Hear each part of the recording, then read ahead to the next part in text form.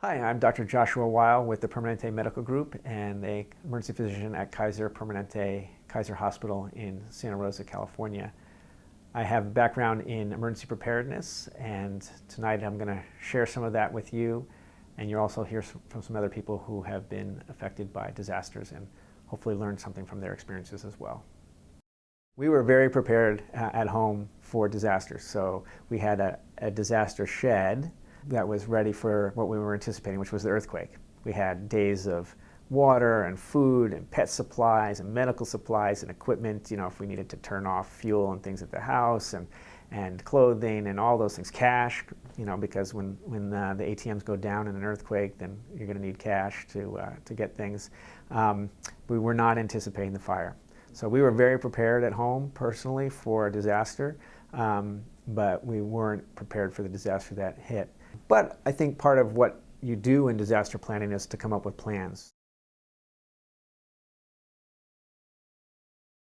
To prepare for an emergency would be to definitely have a call list of maybe your oldest, frailest neighbors, the ones who might not, because of their age or a condition they might have, might not wake up in the middle of the night, or who may have problems getting out.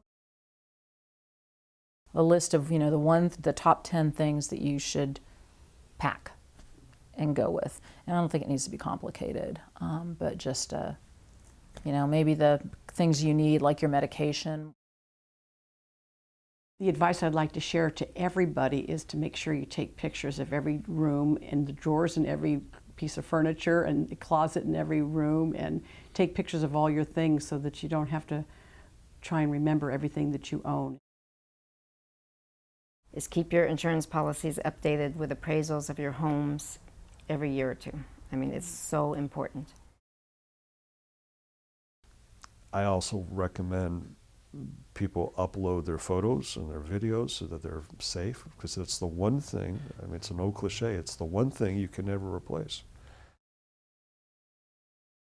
Be prepared. We have an earthquake kit that has water and medicine and food and pet food and pills by both of our exits of our house, of our doors.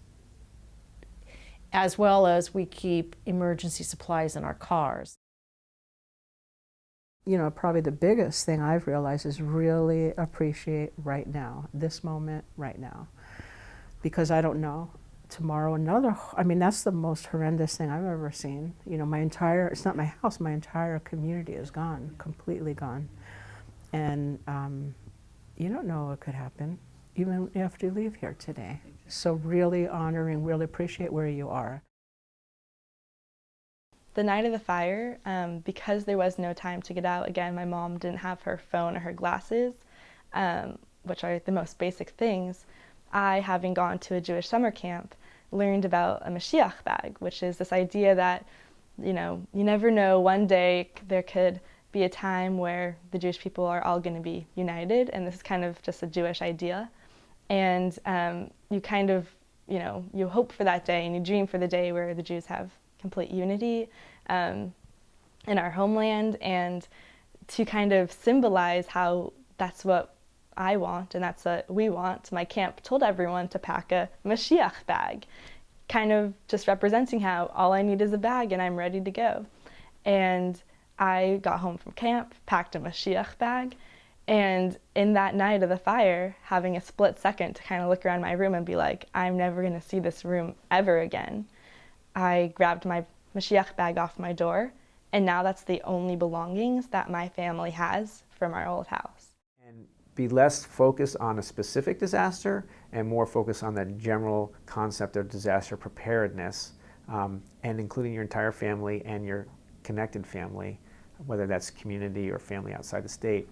Getting involved with community is really a thing to think about too, whether it's through your church or your synagogue or other community organizations that would really give you a broader community to be able to lean on. And in that situation, for me personally, my synagogue was really there. The people from the synagogue really helped support us and getting us back on our feet and just being there as a community.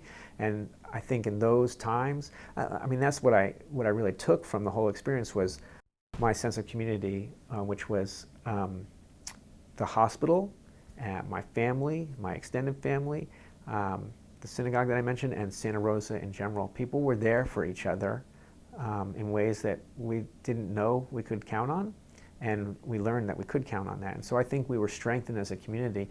I say this all the time, it's not something I would wish upon people, but what you can take from it is this much greater sense of community and knowing that people have your back, and that makes you better going forward. Thanks for watching our video today, and hopefully you've learned something from it, and I encourage you to keep emergency preparedness on your to-do list and in the forefront of your thinking.